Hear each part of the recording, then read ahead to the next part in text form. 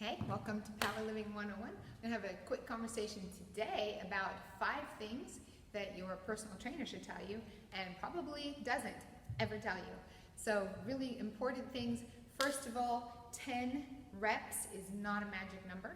You don't want to just do 10 of something and then be done. You need to hit 10 of something at the maximum weight that you can do to achieve 10. So you want to hit failure at your 10th rep, or you need to go heavier with that weight so that you do hit failure. So failure means that you've done as many reps as you possibly can with good form. So if you could keep going, you can do 20, 30 reps, then that weight is way too light for you, and you need to go heavier and heavier and heavier until you find that weight that you can only do about 10 times. So maybe your first set you got 12, your next set you can only get 10, your set after that you can only get 8. So if you're doing strength training and trying to actually build muscle, that's what you want to be doing, is getting your weight heavier with each set so that you're maxing out, doing as many reps as you can, right about 8 to 12 reps, okay?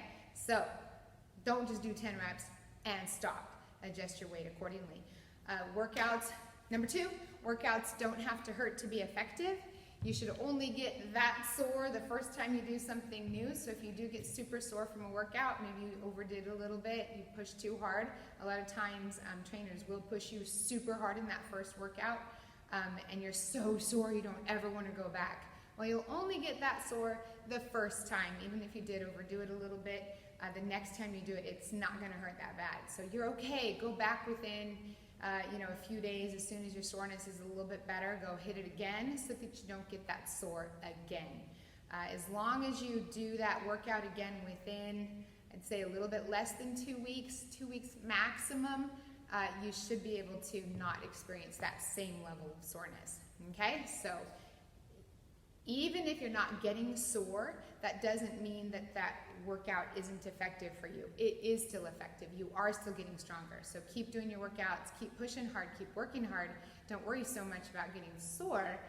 As long as you stay consistent with it, you don't have to get sore, and you shouldn't get that sore after that first one. So don't let that first workout discourage you. Anytime you try something new, you're going to feel it. Okay? Next one, number 3, you can't spot reduce. So if I want to, say, tone my legs and lose weight in my thighs, or I want to get 6-pack abs, you can't spot reduce. If you have a layer of fat around your middle, you can do abs till cows come home and you are not going to see that 6-pack. So it's a combination of diet and exercise. You have to get lean enough to have those muscles show. Then those abs are going to pay off and you'll see that 6-pack. Also with your thighs, a lot of trainers put women especially on the inner-outer thigh machines, or they really focus on doing inner-outer thighs, but you can't spot reduce. You're not going to be losing any of the fat here from working those inner-outer thighs. What you're going to be doing is building the muscle underneath the fat and actually making your legs look bigger up top, which is not what you want. You want like a long, thin, athletic-looking muscle in your legs. So you're going to want to be doing squats, lunges, leg curls, leg extensions to really get those quads going, not so much the inner-outer thighs. Okay, so it's okay to do a little bit, keep them toned, keep them fit, but you don't want to train real hard for inner-outer thighs because you don't want to build this up. You want to build this up so the rest of your leg looks longer, leaner, and stronger. Okay, so number 4, we're going to go over the types of contractions real quick. When you're doing a contraction and your muscle is shortening, that's a concentric contraction. When you're resisting against that weight and your muscle is lengthening, that's an eccentric contraction. And when you're just holding it in place against a weight, holding it, that's a static contraction. So concentric contractions are the gold standard. That's what you want to do.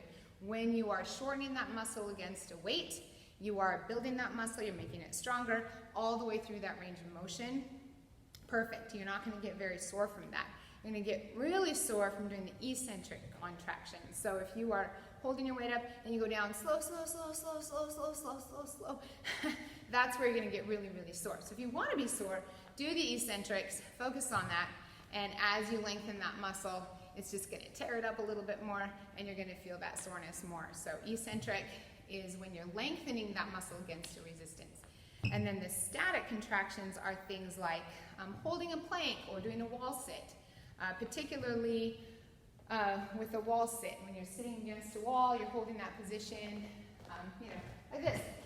Sit against the wall. Hold it, hold it, hold it, hold it. Hurts like crazy, right? It burns, burns, burns, burns, burns. But the reason why it burns so bad is because you are occluding your blood flow. Your blood isn't able to flow through your muscles as well as it should, and it causes a buildup of lactic acid in there, and that lactic acid is like a poison to your system, and it burns like crazy. So as soon as you start moving again and it flushes it out, that pain goes away. But you haven't really strengthened your muscle much. You've really only just caused yourself pain from the lactic acid buildup. So if you are trying to strengthen those leg muscles, you want to go through full range of motion with those squats and those lunges instead of doing wall sits. And when you do a static contraction like that, your muscle only gets strong in the position that you're holding. It doesn't get strong throughout the entire range of motion. So even if you're just holding those arms out there forever, hold, the pain is coming from that lactic acid buildup, not from the benefit to the muscle. So kind of, if you can, avoid those static contractions as much as possible.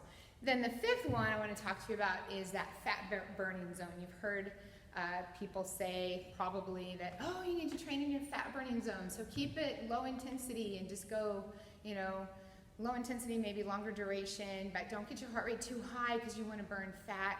Well, if you're trying to lose weight and get in shape and strengthen your everything from your lungs to your heart, you want to push yourself into that fitness training zone, the 7 or 8 on your perceived exertion scale. The fat burning zone is more like 6, 5 or 6 in there, where a higher percentage of your calories that you're burning or your energy is coming from fat stores, but that's a real low intensity and you're not burning that many calories. So you have to go for a really, really long time to get the same benefit that you would get going higher intensity, shorter duration. So if you work really hard, your body needs to replenish all of that hard work. Even if you're burning the glycogen in your muscles, you're burning your glucose more than you are your fat. To replenish those stores, it's going to come from your fat metabolism.